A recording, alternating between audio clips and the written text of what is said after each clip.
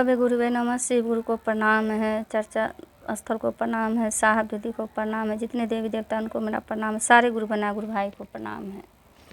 साहब दीदी के माध्यम से हमें 3 सूत्र मिला है। जो पहला सूत्र में हम लोग को कहना है, शिव आप मेरे गुरु हैं, मैं आपकी शिष्या हूँ, मुझ शिष्या पे दया कर दीजिए। हे शिव आप मेरे गुरु हैं, मैं आपकी शिष्या हूँ, मुझ शिष्या पे दया कर दीजिए। हे शिव आप मेरे गुरु हैं, मैं आपकी शिष्या हूँ, मुझ शिष्या पे दया कर दीजिए।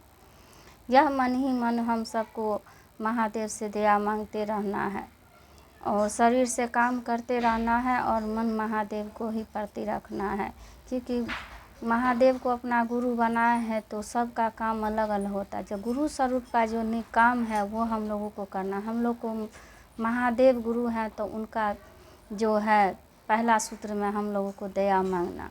हम लोग दया इसलिए मांगते कि हमारे मन के अंदर अंधकार बहुत है, तो बाहर तो इजोत है लेकिन मन के अंदर जो है अंधकार। अंधकार मतलब क्या होता है, यानी अज्ञानता बहुत हमारे अंदर है।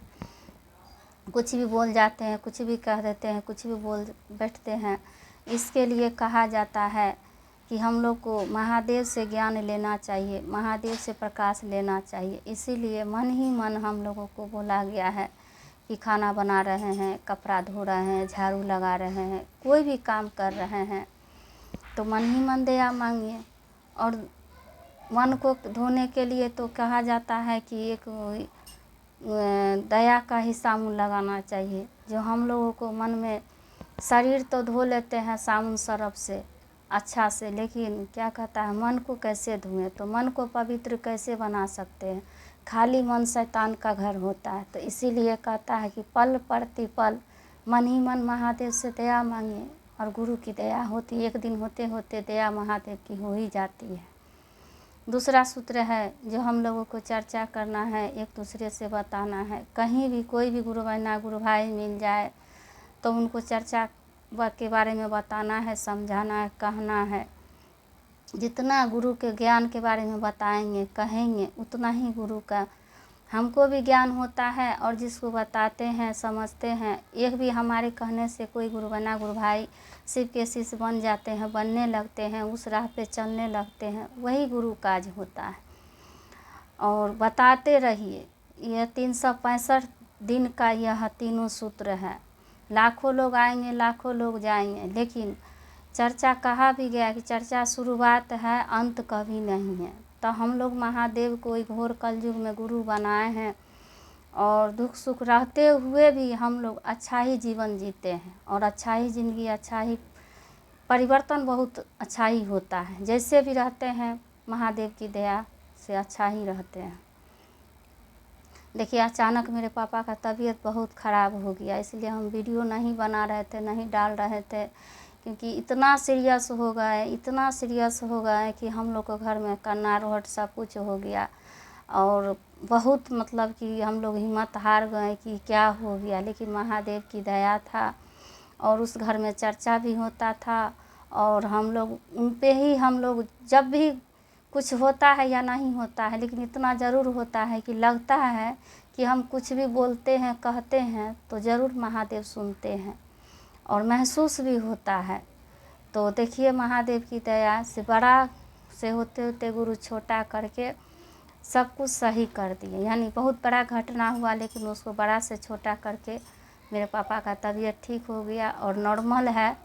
और महादेव की दया है जो सब अपना दया मांगता है। कहीं भी चर्चा होता भी है तो हम लोगों के घर में सब सुनता है और तीनों सूत्र हम लोग करते हैं। देखिए हम लोग क्या करेंगे, वही महादेव मन को समझा दिए, ज्ञान दे दिए, तब हम लोग बैठते हैं, समझते हैं, सुनते हैं। दुख सुख क्या है, दुख सुख तो आएगा जाएगा। अब उसके वजह से हम चर्चा करना छोड़ दे, दया मांगना छोड़ दे, नमः शिवाय करना छोड़ दे। देखिए हम बहुत पूजा पाठ करते हैं, अभी भी करते हैं, करते रहते हैं, लेकिन गुरु का जब तक हम चर्चा नहीं करते हैं, उनसे जब तक दया नहीं मांगते हैं, नमः शिवाय नहीं करते हैं, लगता है कि हमारे जीवन में उजाला हुआ ही नहीं, लगता ही नहीं कि खुशियाँ मेरे घर में हैं। और हमको जब तक चर्चा हो जाता तो दूसरा सूत्र दीदी हम लोग नहीं बता पाते हैं, लेकिन हम लोग के पास में दूसरा सूत्र पीला कार्ड है रखे हुए, अगर कोई गुरुबना गुरु भाई आ जाती है तो हम बता देते हैं, नहीं है तो गुरु की चर्चा किसी तरह तक कर ही लेते हैं। बताने वाला काम हम छोड़ते नहीं हैं। और देखिए मेरे पापा का तबीयत ठीक हुआ, ये सबसे बड़ा खुशी की बात है, महादेव की दया है। और तीसरा सूत्र में है जो नमः शिवाय से प्रणाम करना है 108 बार। इसी के साथ ही गुरु के चरणों में चर्चा को विराम में रख अगली चर्चा के लिए दया मांगती हूँ। जाग जाग महादेव मारी फूलवरिया में हमरो जो परिया शिव गुरु अय्यो तानी। माली फूलवरिया में हमरो जो परिया शिव गुरु अय्यो तानी। दया मांगब सुबह शाम शिव गुरु अय्यो तानी। दया मांगब बारंबार शिव गुरु अय्यो तानी। माली फूलवरिया में हमरो जो परिया शिव गुरु अय्यो तानी। चर्चा करब गावे गाँव शिव गुरु अय्यो तानी। माली फूलवरिया में हमरो जो परिया शिव गुरु अय्यो तानी। नमन करब प्रणाम शिव